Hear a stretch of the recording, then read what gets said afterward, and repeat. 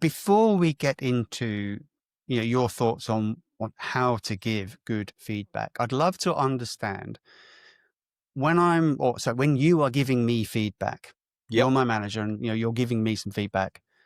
What are you giving me feedback on? Is it me? Is it my character? Is it my work? Is it my behaviors? Where does good feedback land and where shouldn't it land? Yeah. So yeah, really important point that you're kind of raising there. Feedback that's based on the person, based on the character, that's where there is a lot of danger. Um, so we need to keep our feedback focused on the kind of behaviors, the actions, the specifics that we can kind of observe. I'm currently reading the book Nonviolent Communication, and again, Marshall Rosenberg, and that talks about this idea of separating observation from kind of our evaluation.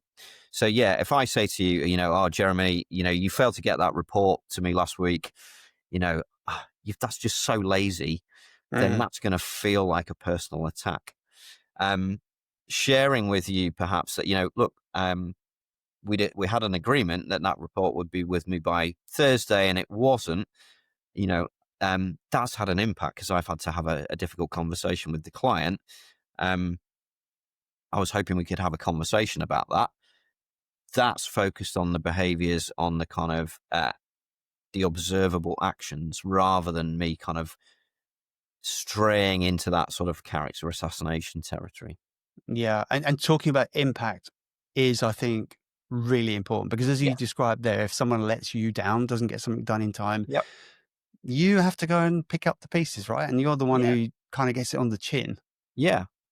And I guess for me, there's also some, there's value for that person knowing that as well. So, maybe in a kind of an environment that's scared of feedback, that shies away from it, for want of not offending people, perhaps to not mention that is not particularly kind or supportive to the individual as well.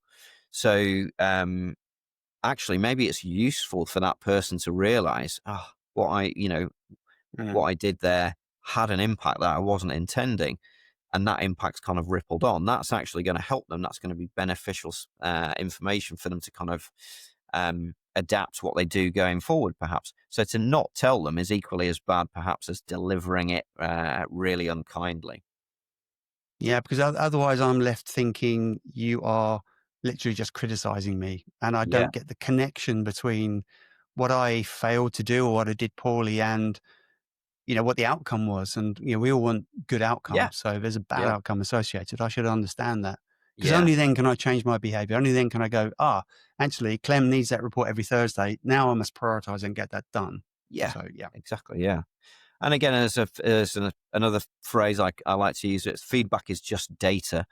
It's information, but without that data, I can't really use that for, to help me adjust what I'm doing and that kind of thing. So if I have some data that's delivered to me in a useful way, yeah, sure, I could choose to ignore it if I wish. And ultimately, that's kind of my choice.